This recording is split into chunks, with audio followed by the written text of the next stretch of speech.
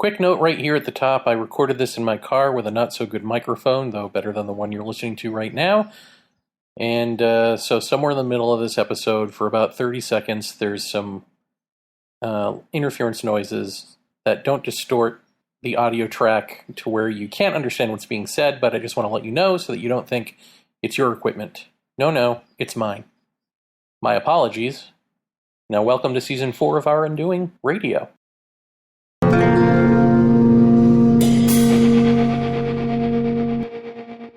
Aloha, everyone out there in podcast land. Welcome to Our Undoing, Season 4, which I cliffhangered it last season, saying, this will be one where I put out a list of topics and people can, listeners can chime in if they want to partake in a discussion on these topics or give their own topic, that sort of thing.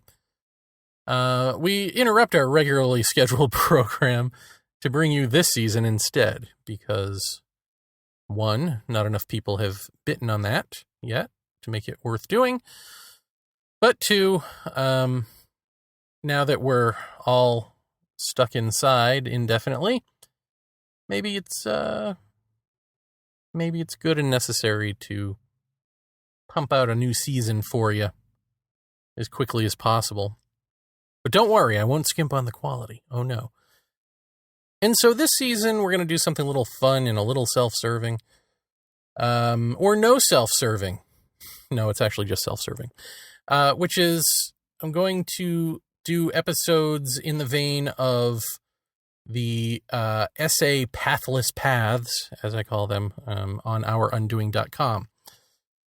No better time to promote the website than now, because we now have a completely free version of the website, which is updated weekly with new written material, new audio, new video.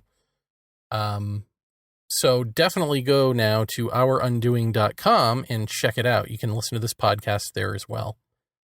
So if you've gone before and you were brought to that portal page that just sort of says, you got to sign up and be a lifetime member or a monthly member, no more of that.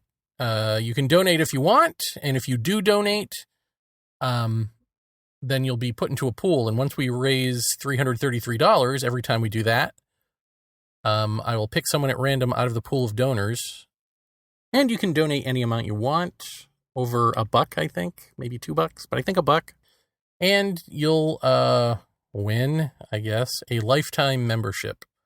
So I'm still doing lifetime memberships at $333, and then giving away memberships to, giving away for the price of whatever you donate. And also, anytime someone buys a lifetime membership, you end up sponsoring someone from that donation pool. So someone from that donation pool at random will receive a lifetime membership.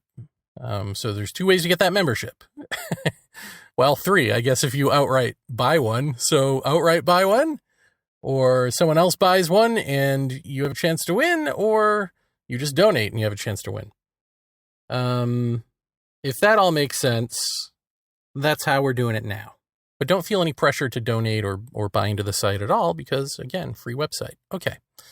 So, the Pathless Paths, which is me stealing from Jiddu Krishnamurti, they are 4 different writing styles, I guess, or 4 different approaches to basically keep saying the same thing that I've been saying in this show, which is that you can't approach truth. The seeker has to stop in order for truth to be the case. And we need to keep hearing this over and over again until it finally sinks in past the defense mechanisms, the intellect, past the seeker who says, no, I want to be alive, who then cunningly may say, all right, I'll kill myself if that means transcending, which isn't real. There is no egoic death that you can give yourself. That would just be you lying to yourself, right? And when I say death and when I say kill, I am talking about ego, or the sense of self, while the body remains alive. We're not talking about actual murder, suicide, or any silly stuff like that.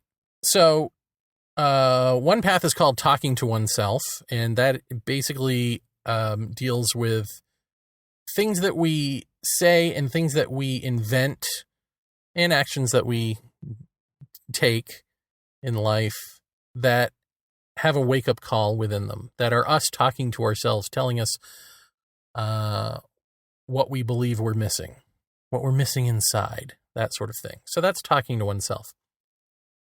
Then there's lessons with nature, which tend to be my takeaways from interactions with the natural world, with animals, with plants, with Mother Earth.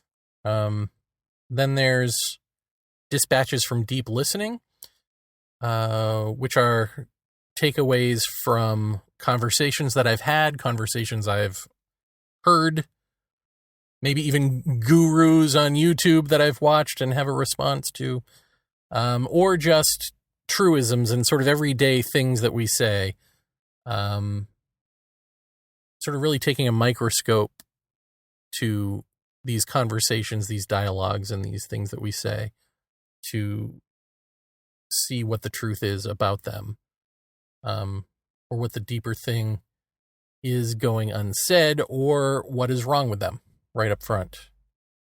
Then there's scenery from a life, and that is looser. That's more stuff from my own life. Use myself as the guinea pig to illuminate something of truth or something of the false, which in itself illuminates truth, right? But I also use that section for various other essays that don't fit into the previous 3 sections. And then for lifetime subscribers, there's a section called Moustes, which at the moment contains long-form seminars from moi. But there's more stuff coming to that section as well, but that's just for lifetime members. There's also a message board for lifetime members. So yeah, do consider becoming a lifetime member. It's totally worth it. Okay, so that is what I'm going to be doing here on this season. I'm going to be doing episodes in the vein of those writing paths. And so let's get to it on this episode. Let's start with, well, it's sort of a dispatch from deep listening type thing, except I think I want you to do the listening.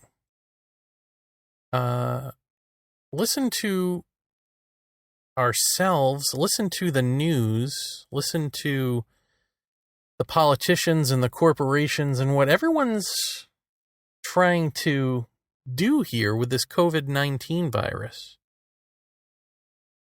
And maybe you've already done this. Maybe you're doing this as you listen to the news, as you listen to the president, such as he is.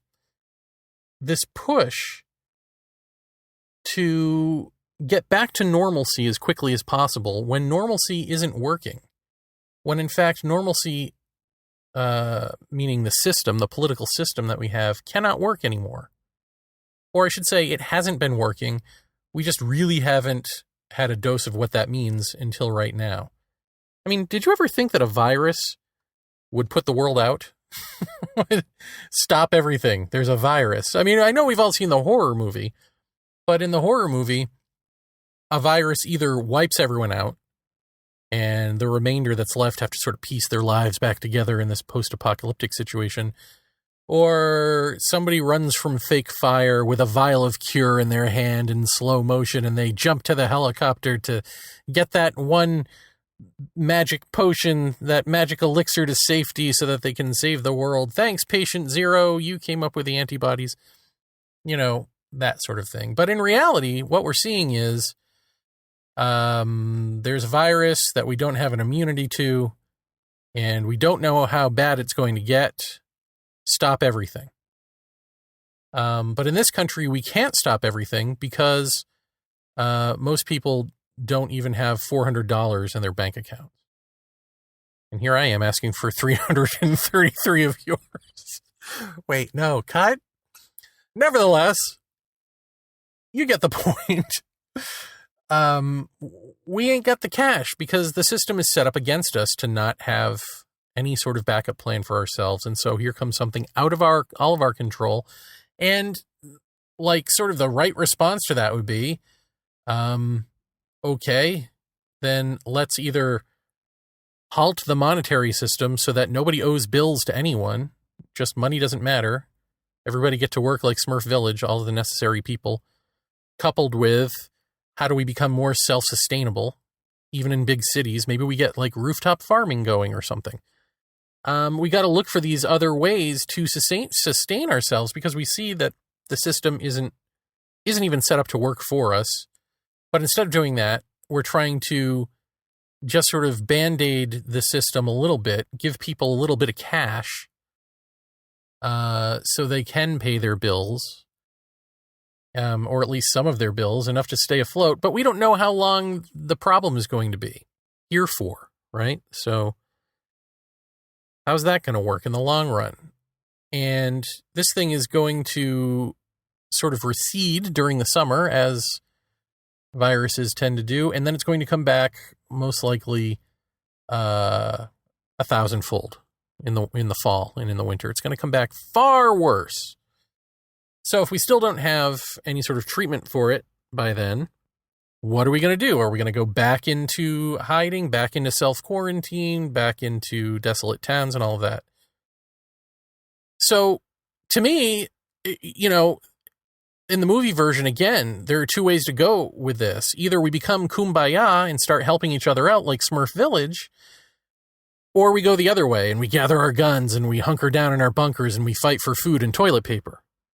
But what seems to actually be happening is not really either of those. I mean, there's some of the kumbaya stuff and there is some gun hoarding stuff. But it's really this press to repress, to go, this isn't really happening. Or if it is happening, well, it's just going to kill old people, and who cares about them? Nobody likes their grandma anymore, apparently. There's this push to just murder each other once we get to a certain age. Because you want to go walk around in a park, and the stockbroker wants to broker stock. Now, make no mistake about it, this is pure madness. But this madness didn't just come upon us. This madness has been with us. This madness is us. We invented the broken system. We sustain the broken system. We worship the broken system. We are the broken system. Yes, even you, 99%. Everyone who just sits back and says, there's nothing we can do about it, is a part of the broken system. And I can only speak to America, even though I know this sort of nonsense is going on around the world. This push to have insane men run the world at this time is striking. Especially since two of them are orange in the UK and in the US. That's weird, right? So here in the US, we've got this presidential election coming up. And on the Republican side, of course, it's crazy Trump. And on the Democratic side, you had an option between two candidates, at least one of whom honestly wanted progress, wanted to make the system as whole as possible, in Bernie Sanders, and then in Elizabeth Warren. She claimed to, but I don't know that's really true, because in the end, her actions speak to her own selfishness. But who wants to get into that argument right now? Not me. So we'll just say that there were two basic modes of operation. The let's just make everything the way it was right before Trump got into office, and let's make things work. Because they weren't working before Trump got into office. That's how Trump got into office. And by and large, the people who pride themselves on being either smarter than or less insane than Donald Trump's voters, the Democrats, by and large, went with their own fear and went with Joe Biden, who stands for nothing, who might have dementia. He's certainly not all there. And at this point, it looks like he might even be a really, I don't know if rapist is the right word, but certainly a harsh sexual harasser, if these latest allegations turn out to be true. But just like with the Trump voters, none of that's going to matter. It doesn't matter that he's not all there. It doesn't matter that he doesn't really seem to want to run for president. It doesn't matter what his past is. All that matters is that he's not Trump, and the media told us that real change is scary and that we can't afford it, and he's not that real change. So let's get him into office. I mean, all of this mechanism from fear, when we claim to be otherwise, is the insanity that we've always been. It's not new. It's just really bolted in our face right now. But that's the thing about disease, is that it puts these symptoms out there, and if you don't heed them, there can be an infection, right? There can be an overtaking of the disease. And that's where we are mentally and or spiritually, if you want to call it that. Everyone's being overtaken by their own dis-ease. So there's not a lot of daylight, in my mind, between a Trumper and a neocon, so-called liberal Democrat. The only real change would have been Bernie Sanders. But even that is its own Band-Aid solution.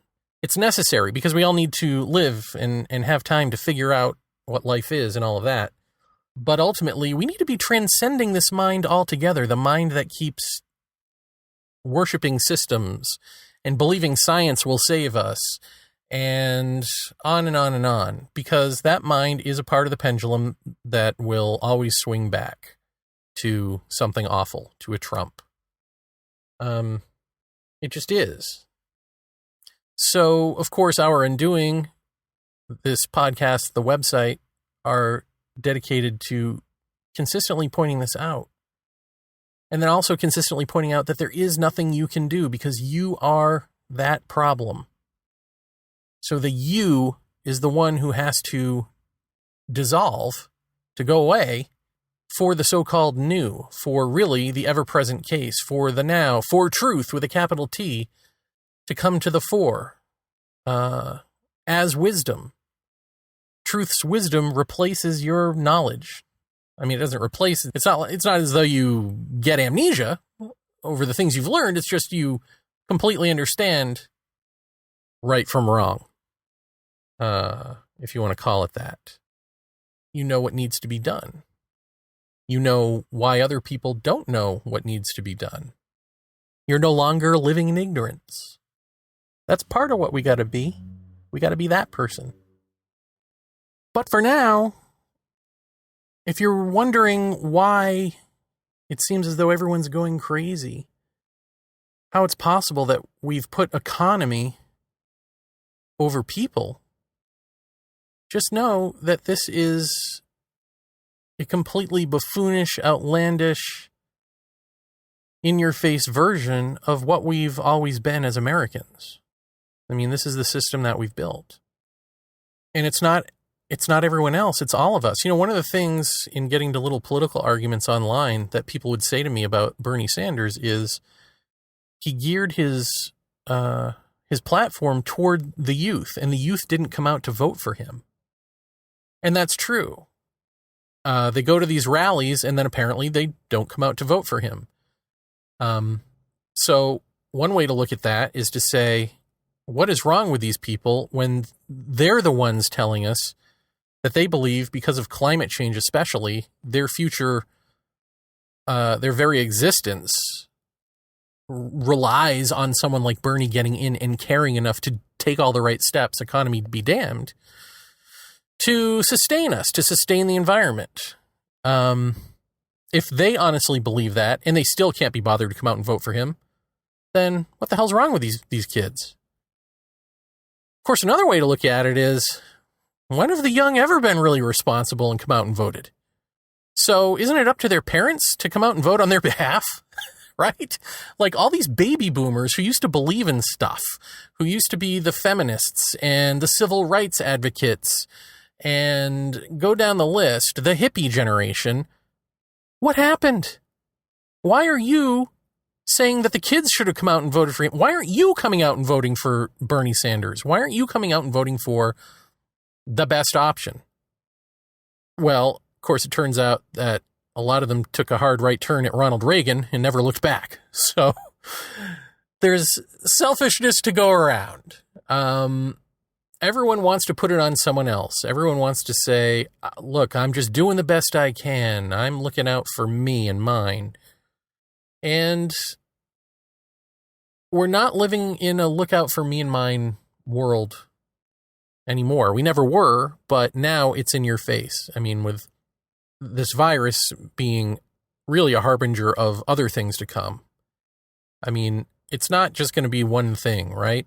It's going to be the viruses. It's going to be the seas rising. It's going to be perhaps a quick freeze as ice slides down from the north across the continent. There are all of these possibilities that we all sort of laugh at and hope aren't going to happen and but they're all staring us in the face and we know it.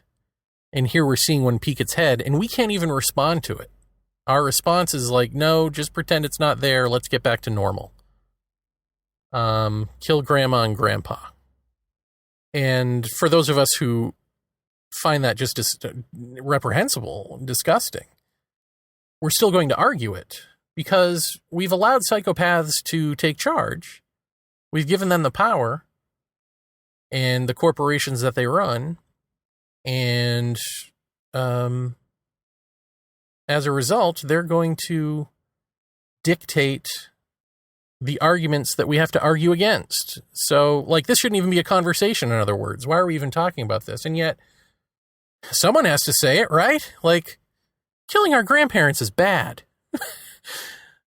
Murdering people with other complications because we want to go outside or because the corporate overlords have said they want you to go back to work so that they can make more money. That's bad, right? Somebody has to say it. Well, no, nobody should have to say it. This is ridiculous. But this is how we're living. This is the world we're in.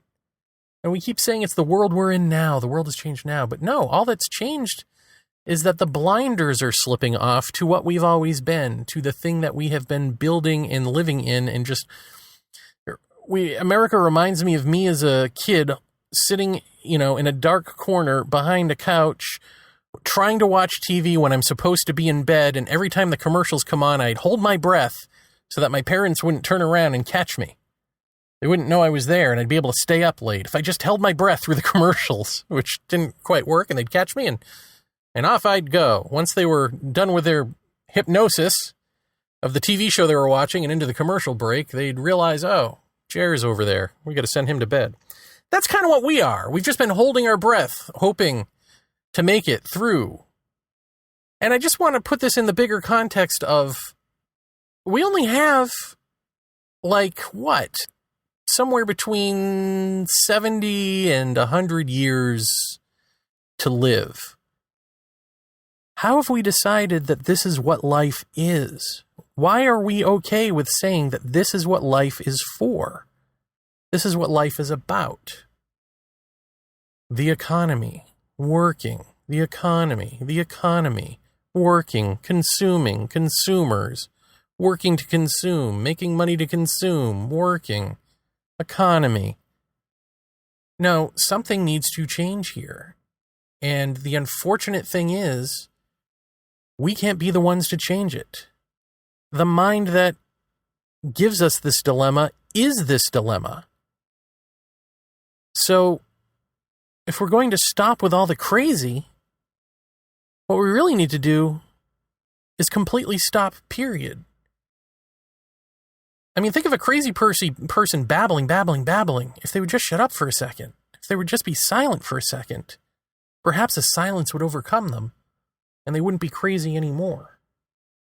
Now, that might sound like a lunatic notion to a lunatic world, but that's why. Because it's a lunatic world. And so, truth is perverted. Correctness is backwards. It's the stuff we laugh at. The stuff we say can't work. The stuff we say is an ideal. These are the ways that we put this stuff off. This just shutting up. This being silence. It's the way we avoid being silent so we can continue to be us. In control.